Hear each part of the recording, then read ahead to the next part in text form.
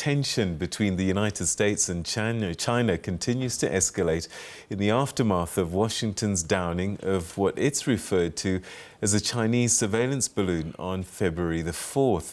Both capitals have fingered the other for spying, with Beijing this week accusing the US of flying its own high-altitude balloons through China's airspace more than 10 times in the past year, an allegation that Washington swiftly has rejected.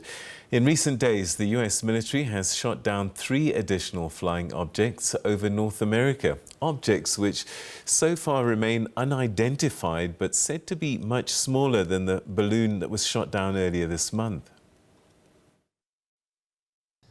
China maintains that the balloon brought down by a US fighter jet earlier this month was a civilian airship used for meteorological purposes, which deviated into US airspace from its planned route, while expressing regret for the incident.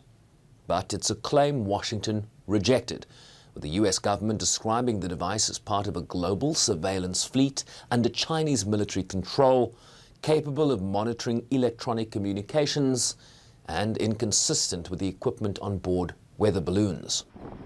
But Beijing's foreign ministry hit back this week. Since last year, specifically May of last year, without having received permission from the relevant Chinese authorities, the U.S. flew several high-altitude balloons from their own locality, which proceeded to carry on with their route across the whole world. And at least over 10 times, they illegally flew over China, as well as the airspace of corresponding countries. The U.S. needs to make a thorough investigation of the matter and give China an explanation for this. Washington has repeatedly denied the accusation. Is there any U.S. surveillance aircraft over Taiwan, over the South China Sea that would fit into that? There is no U.S. surveillance aircraft over in Chinese airspace. Okay, even Chinese claimed airspace. There is no U.S. surveillance aircraft in Chinese airspace. China went further, claiming the U.S. ran the largest spy network in the world, compromising the privacy of citizens globally. The illegal intrusion of airspace of other countries by U.S. balloons is also commonplace.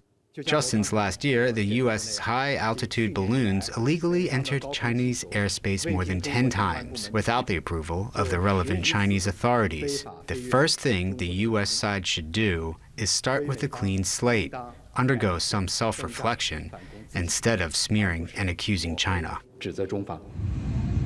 The balloon incident and the ensuing back and forth has raised tensions between the world's superpowers, even as relations were already at a low point, with the White House establishing an interagency group to address the recent uptick in unidentified aerial phenomena over North American skies. I don't think the American people need to worry about aliens with respect to these craft, period. I don't think there's any more that needs to be said there. The President, through his National Security Advisor, has today directed an interagency team to study the broader policy implications for detection, analysis, and disposition of unidentified aerial objects that pose either safety or security risks. The Chinese balloon incident saw U.S. Secretary of State Antony Blinken postponing a trip to Beijing earlier this month. A visit that had been designed to ease tensions between the world's 2 largest economies that also have 2 of the most powerful militaries on the planet. But even as both sides indicate they will continue to manage the situation in a professional manner and keep the channels of communication open, recriminations between the 2 sides are increasingly playing themselves out in public view. Shervin Briceby's SABC News, New York. Well, to unpack some of what's been happening, we're now joined by Thembisa Fakude, who's the Senior Research Fellow at the Africa-Asia Dialogues. Thembisa, always good to talk to you. Thanks so much for joining us. Thanks for having me.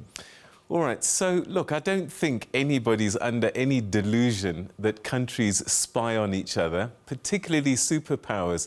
Is it a case that America perhaps crossed the line?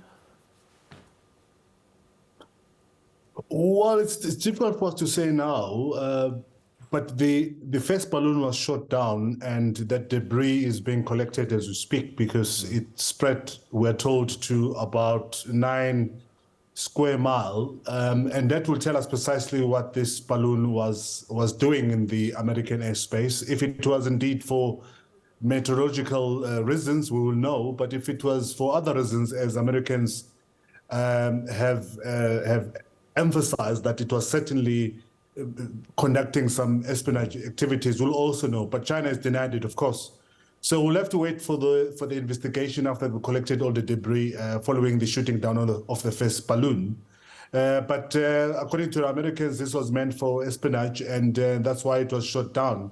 But at the same time, you must remember this was on the eve of the State of the Union address, and there was an outcry in the United States that China is taking advantage of the weak president, and Joe Biden had to do something before he could address the nation.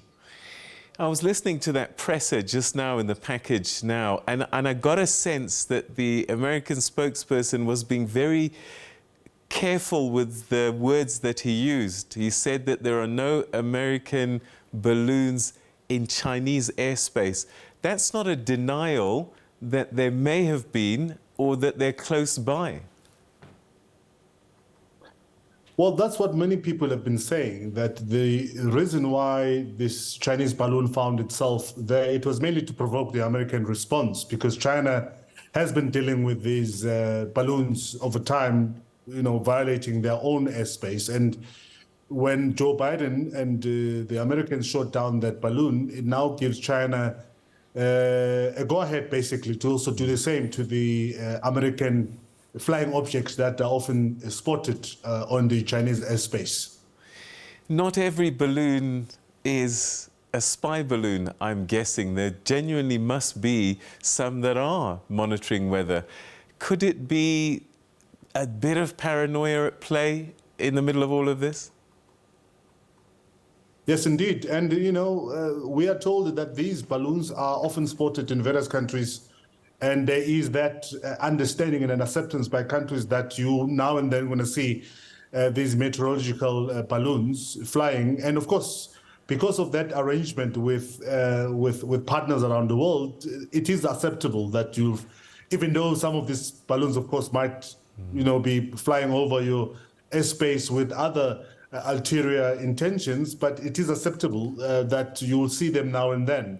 So I think there was an element of paranoia. As I've said, this was on the eve of the State of the Union address, and Joe Biden felt the pressure from the Americans because this was blown out of proportion in the media in the US. And he had to do something. He had to show a bit of muscle because he was accused that he was much weaker, particularly by people such as Donald Trump. Will there be talks happening behind the scenes between these superpowers? I think there will be. There's always that, background channel of discussion. But we know now that Secretary of State Antony Blinken had to cancel the trip that was going to undertake to China. So one hopes that they will continue talking. But Americans have dug in their heels in terms of stopping Chinese espionage, including Chinese companies such as Huawei and TikTok, who are accused also of playing a certain, negative role in terms of their presence in the United States. So the discussions will continue. I think there is enough business relationship and political relationship between Americans and the Chinese, and a lot of lines of communications that continue taking place, whether it's within the business establishment and institutions or political and think tanks that exist in both countries. So those kind of discussions in terms of trying to improve relations between the two countries, I don't think will stop because of this current saga. They will continue, and maybe through those you might just see the resuscitation of the relations, which have since to an extent soured, and you might also see Antony Blinken resuming or going back to Beijing as it was initially planned. All right, so there's external pressures here. We know that in China, the Chinese way is about saving face. And the Americans are under pressure from the media and a public that want to see decisive action. Could these pressures escalate the situation to a dangerous point? I don't think so. I think if there was any time when the tensions would have been escalated, it was when Nancy Pelosi, the former Speaker of the House, went, notwithstanding the warnings by China and some in the United States, he went ahead to visit Taiwan. And we all thought at that time that they were going to do something to either prevent Nancy Pelosi or to send a warning to the United States, but that didn't happen. And this time around, I don't think this is serious enough, or it warrants a much more tougher response from either China or United States. What it does, of course, it puts China on the back foot. China is now an aggressor because they're the first one who have had their balloon, for whatever reason, flying over the United States airspace. And at the moment, the United States have got that bargaining chip to say that China is an aggressor and China must, to an extent, account. And they'll use this as a leverage, of course, moving forward. All right, perhaps finally, what do we know about these smaller balloons? I mean, the conspiracy theories are out already. The Americans say, look, we don't know what they are. And so some people are saying these are UFOs. What do we know? Well, we don't know much at the moment, but I think in the next couple of days we'll know because all of them have been shot down. There were 3 others after the first one.